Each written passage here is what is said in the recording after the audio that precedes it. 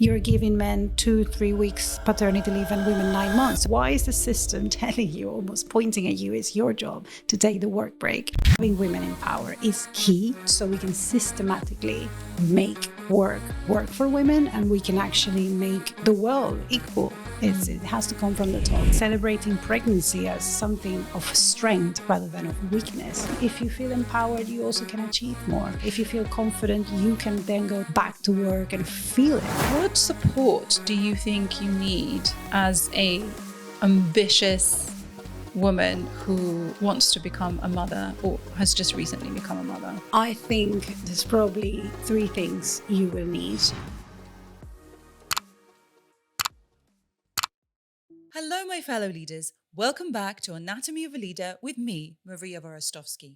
In a shocking turn of events, we've hit 100,000 downloads. I'm starting to think that you all actually like us. But seriously, from the bottom of my heart, thank you so much. As I'm in the lab preparing season 7, get ready for a trip down memory lane. For the next few weeks, we're running the highlights of some of my favorite episodes. So hit that subscribe or follow button, whatever platform you're tuning in from. Your support means absolutely everything, and we literally couldn't be here without you.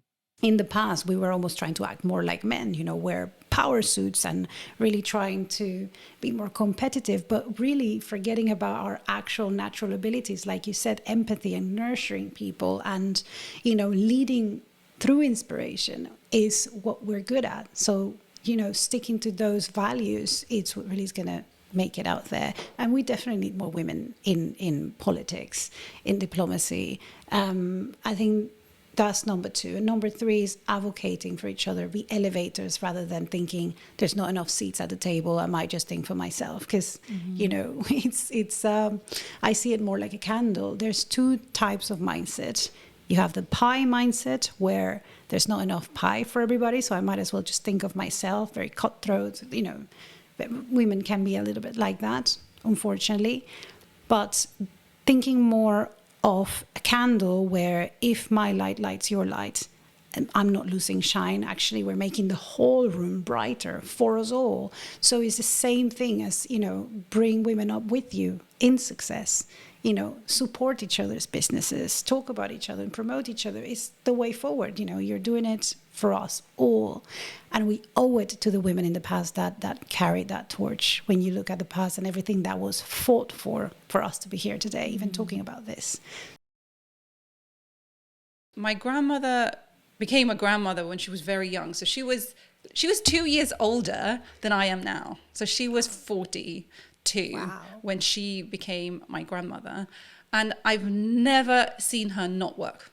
Like, she was always working. She'd take care of me because I went to live with her because my mother was working in another town. So I've never seen women not working. Yeah. But what I have seen is that you're responsible for the household. You bring in the money. You take care of everyone. Yeah. You take care and you put yourself last. And that's what I grew up with. So for me, it was like, well, when you become a mother, that's just the given. That's what you're supposed to do. But I didn't realize the amount of workload that comes onto your shoulders. And burnout. Looking back to when you first become a mum, what advice would you give yourself then?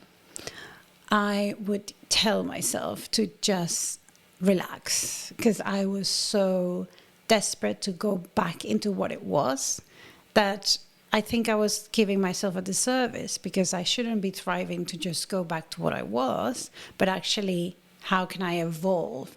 You're not going to be a caterpillar forever, and, flying might be scary, but part of the process is changing and constantly evolving, and I didn't quite get that immediately. I was just trying to try and do the old ways, try and, meet my friends at the times that was possibly not working for me because my lifetimes have changed. And I think just prioritizing different things and finding that, moments are not forever. And I think to me that was so important, because whenever it gets hot, let's say with your children or the tantrums or whatever, you're like, oh my God, so just seeing moments as seasons and like these too shall pass and it's going to get better. I think all of these things helped me through. And I guess with my second, it became easier because I knew I saw the light. By the time she's 4, everything became more easy. So I'm like, I think I can do this, but probably stopping at 2 because I got 2 hands. When I was pregnant, all of a sudden I was like, I am not weak. This is one of the most powerful things in the world that you can do. And you're making a human. You're making every single human, like every single person that has ever existed has come from a woman. It blew my mind when I was pregnant for the first time, from the foot binding to the tight skirts and stilettos to fainting because your corset is too tight, about being weak and vulnerable. We have allowed society to portray women as these weak beings when we're the opposite of that. It's still within our psyche. And that's what I would want to say to women. You are stronger than you think. You're more powerful than you think. Even if you are not a mother or haven't gone through pregnancy, you are not a weakling. No. You need to discover yourself and stop always looking outside to society to tell you who you are.